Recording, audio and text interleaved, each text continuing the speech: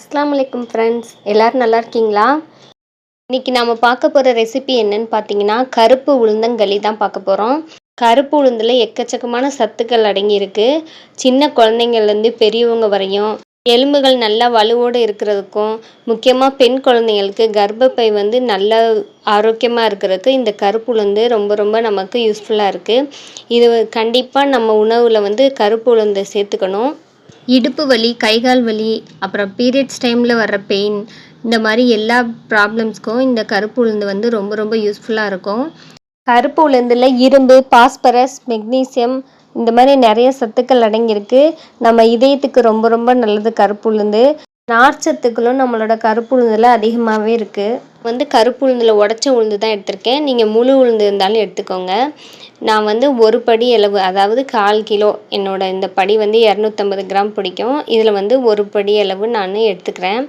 உளுந்து எந்த கப்பில் எடுக்கிறோமோ அதுலேயே நம்ம அரிசியும் எடுத்துக்கலாம். பச்சரிசி நான் 1/4 படி அளவு எடுத்து வச்சுருக்கேன். 1/4 கப்பு, நீங்கள் எந்த கப்பில் அளக்குறீங்களோ அதுலேயே 1/4 கப்பு அளவு எடுத்து வச்சுக்கோங்க. இதையும் நம்ம உளுந்தோடு சேர்த்து நல்லா 2-3 தடவை வாஷ் பண்ணிவிட்டு தண்ணி ஊற்றி ஊற வச்சுக்கலாம். இது ஒரு 2 மணி நேரம் ஊறினா போதும், நல்லா ஊறி வந்துடும். இப்போ நான் நல்லா வாஷ் பண்ணி எடுத்துகிட்டு வந்துட்டேன். தண்ணி ஊற்றி இப்போ இதை ஊற வச்சுக்கலாம். நான் ஒரு காலையில் 6 o'clock இது ஊற வச்சேன். ஒரு 2 hours பிரேக்ஃபாஸ்ட்டுக்கு தான் இப்போ நான் இது ரெடி பண்ணுறேன். இது மாதிரி நீங்கள் 2 மணி நேரத்துக்கு ஊற வச்சு எடுத்துக்கோங்க. இப்போ நல்லா ஊறிடுச்சு உளுந்து. இப்போ நம்ம இதை மிக்ஸி ஜாரில் மாற்றிட்டு அரைச்சி எடுத்துக்கலாம்.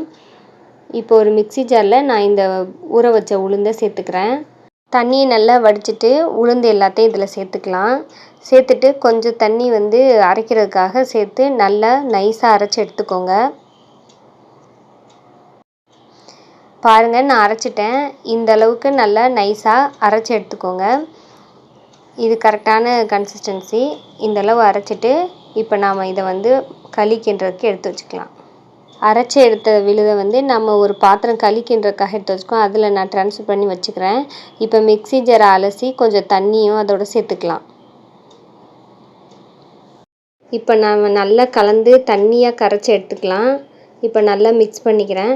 இப்போ இதோட இன்னும் கொஞ்சம் நம்ம தண்ணி ஆட் பண்ணி நல்லா தண்ணியாக கரைச்சி எடுத்துக்கலாம். அப்போ தான் களி கிண்டும்போது நமக்கு தண்ணி வற்றி கெட்டியாகிட்டே வரும். அதுக்காக நல்லா தண்ணியாக கரைச்சி எடுத்துக்கலாம்.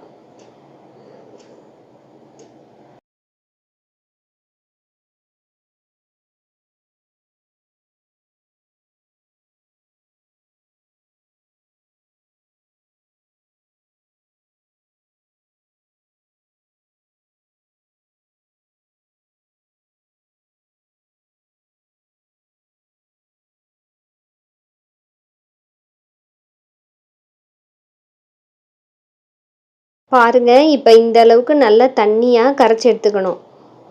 இந்த பதம் கரெக்டாக இருக்கும்.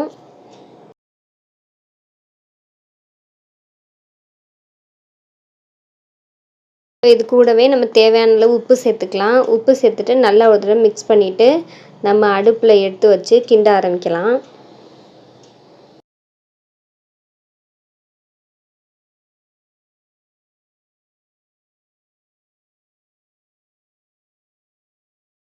நம்ம அடுப்பில் எடுத்து வச்சாச்சு பாத்திரத்தை. இப்போ நம்ம கரண்டி வச்சு கைவிடாமல் கிண்டிக்கிட்டே இருக்கணும், இல்லைன்னா கட்டி தட்டிடும். கைவிடாமல் கொஞ்சம் கிண்டிகிட்டே இருங்க.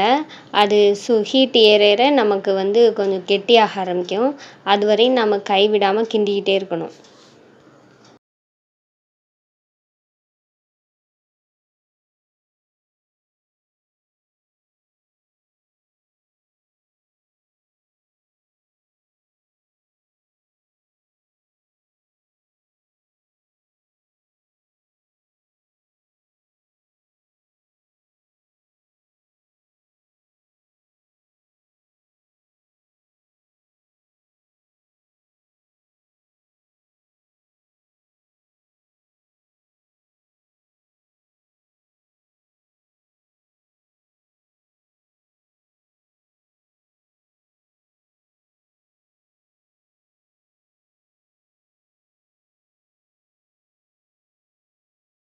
இப்போ பாருங்கள், கொஞ்சம் கெட்டியாயிருக்கு.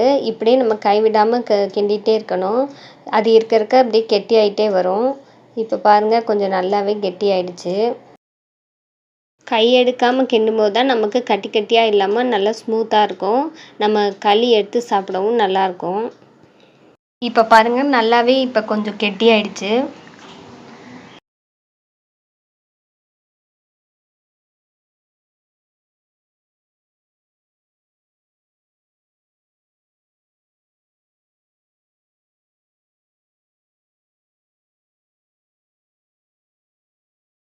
கைவிடாமல் 10 நிமிஷத்துக்கு நல்லா கலந்து கொடுத்துக்கிட்டே இருந்தால் இந்த மாதிரி கட்டி தட்டாமல் நல்லா கெட்டியாகி வரும். ஒரு பவுலில் நார்மல் வாட்டர் எடுத்து அதை தொட்டு தொட்டு நம்ம வந்து ஓரங்கள்லாம் நல்லா எடுத்து விட்டுட்டு நம்ம மூடி வச்சு புழுங்க விட போகிறோம். அதுக்காக கை வந்து நமக்கு சூடு பொறுக்க முடியாது இல்லையா, அதுக்காக தான் பச்சை தண்ணியில் நம்ம கையை டிப் பண்ணி இந்த மாதிரி செய்யும்போது நமக்கு கொஞ்சம் ஈஸியாக இருக்கும். இப்போ இதை மூடி போட்டு வச்சு புழுங்க விட்டுறலாம். ஒரு 5 நிமிஷத்துக்கு நல்லா அப்படியே சிம்லேயே இருக்கட்டும் அடுப்பு. இப்போ ஒரு தட்டு போட்டு மூடி இதை அப்படியே புழுங்க விடுங்க.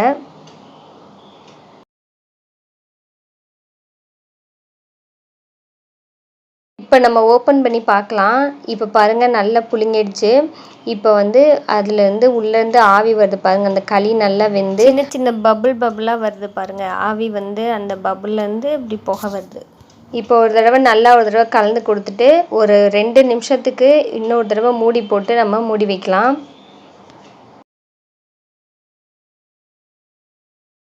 இப்போ 2 நிமிஷத்துக்கு அப்புறம் பாருங்கள் ஓப்பன் பண்ணி. இப்போ பாருங்கள் ஓரங்கள் எல்லாம் வெள்ளையாக படிஞ்சிருக்கு.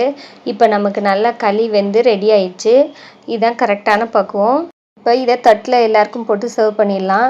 களி வந்து ஆற ஆற இன்னும் கெட்டியாகும். அதனால் இந்த பதமே கரெக்டாக இருக்கும். இதில் நம்ம இறக்கிடலாம்.